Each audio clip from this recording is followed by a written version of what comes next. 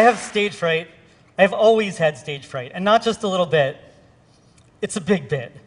And it didn't even matter until I was 27. That's when I started writing songs. And even then, I only played them for myself. Just knowing my roommates were in the same house made me uncomfortable. But after a couple of years, just writing songs wasn't enough. I had all these stories and ideas, and I wanted to share them with people, but physiologically, I couldn't do it. I had this irrational fear. But the more I wrote, and the more I practiced, the more I wanted to perform. So on the week of my 30th birthday, I decided I was going to go to this local open mic and put this fear behind me. Well, when I got there, it was packed. There were like 20 people there. And they all looked angry. But I took a deep breath, and I signed up to play, and I felt pretty good,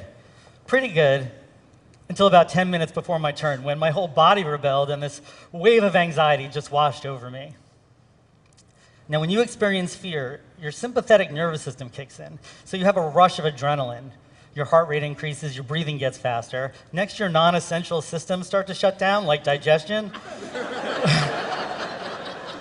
So your mouth gets dry, and blood is routed away from your extremities, so your fingers don't work anymore.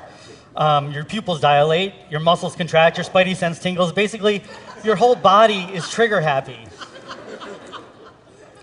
That condition is not conducive to performing folk music. I mean, your nervous system is an idiot. Really? 200,000 years of human evolution, and it still can't tell the difference between a saber-toothed tiger and 20 folk singers on a Tuesday night open mic?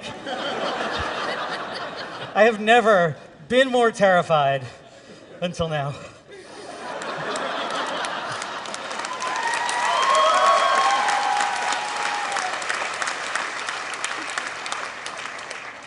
So then it was my turn, and somehow I get myself onto the stage, I start my song, I open my mouth to sing the first line, and this completely horrible vibrato, you know, when your voice wavers, comes streaming out. And this is not the good kind of vibrato like an opera singer has. This is my whole body just convulsing with fear.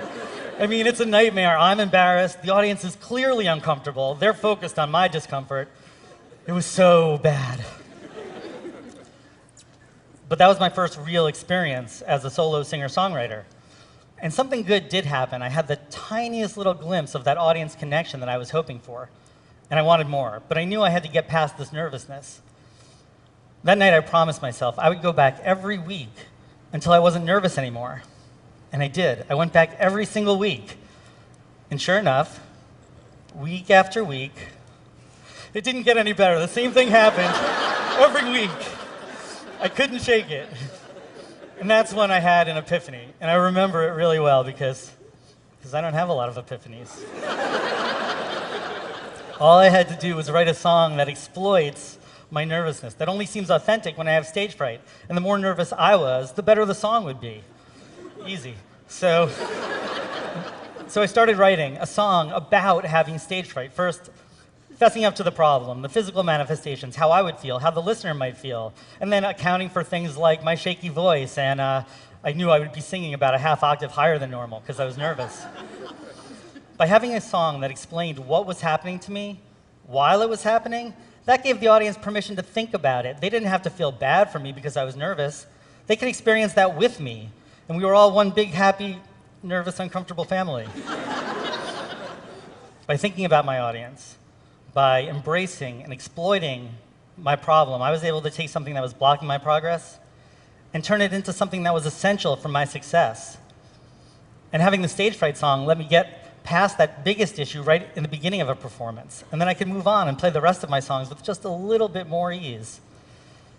And eventually, you know, over time, I didn't have to play the stage fright song at all, except for when I was really nervous, like now. Would it be okay if I played the stage fright song for you?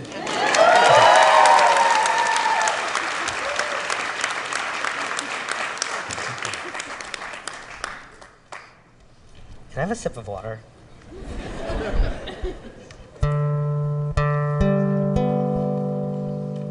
Thank you.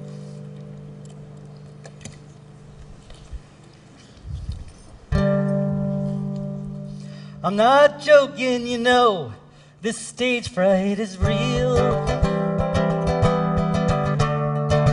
And if I'm up here trembling and singing, well, you'll know how I feel, and the mistake I'd be making, the tremolo caused by my whole body shaking, as you sit there feeling embarrassed for me. Well, you don't have to be, well, maybe just a little bit. And maybe I'll try to imagine you all without clothes, but singing in front of all naked strangers scares me more than anyone knows. Not to discuss this at length, but my body image was never my strength. So frankly, I wish that you all would get dressed. I mean, you're not even really naked. And I'm the one with the problem. And you tell me, don't worry so much, you'll be great. But I'm the one living with me, and I know how I get. Your advice is gentle but late, if not just a bit patronizing. And that sarcastic tone doesn't help me when I sing. But we shouldn't talk about these things right now. Really, I'm up on stage and you're in the crowd. Hi. And I'm not making fun of a nurtured, irrational fear. And if I wasn't ready to face this, I sure as hell wouldn't be here. But if I belt one note out clearly, you'll know I'm recovering slowly but surely. And maybe next week I'll set my guitar ringing, my voice clear as water, and everyone's singing. But probably I'll just get up and start grooving, my vocal cords moving at speed slightly faster than sound.